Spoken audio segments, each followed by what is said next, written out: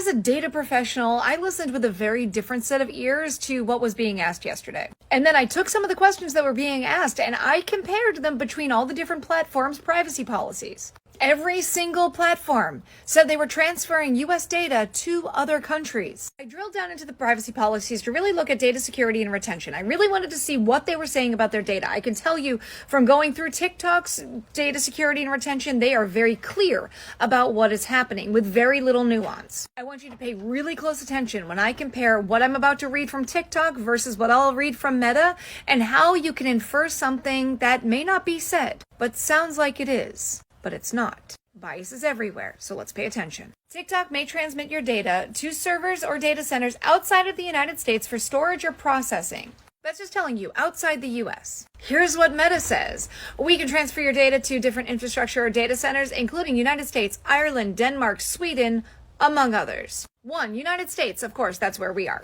Ireland, Denmark, Sweden are all under GDPR, which is a phenomenal data regulation that we should have in the US. 3 of these 4 countries are data-centric, data privacy, data-driven countries, making sure that the ability for their citizens to be able to control their data is in their hands and not in the government hands. But then they go on to say, among others.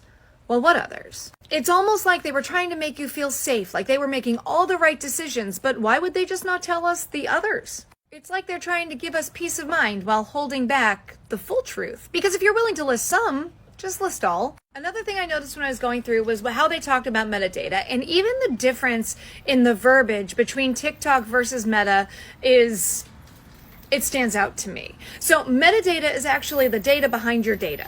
You can kind of think of it as shorthand or keywords for your data. Basically, it's just extracting the big chunks and leaving out the little bits. Again, they are very clear with how they are using all metadata. Let's compare that to Meta. Meta has a lot of learn more, a lot of drop-down tabs. Read our policy, go here for more information. So to me, from the idea that you are having to go track down a whole bunch of information in order to try and formulate that into a puzzle, instead of just scrolling through the T's and C's really easily, terms and conditions, to me, that seems like something's being hidden somewhere that they're hoping you won't stumble across. There were several privacy topics that I was looking for in Meta and I was not able to find because of so many different click here, go there, all of that. TikTok, I scrolled through, I read it, and quite frankly, I'm not concerned. That doesn't mean that they're fully disclosing everything by any means, but it also doesn't mean that every other platform's not doing the same thing. China was that big of a concern, America would not be doing any business with them. We import plenty, including some of our pharmaceuticals. So we trust them with health, but not data? Again, this isn't about China.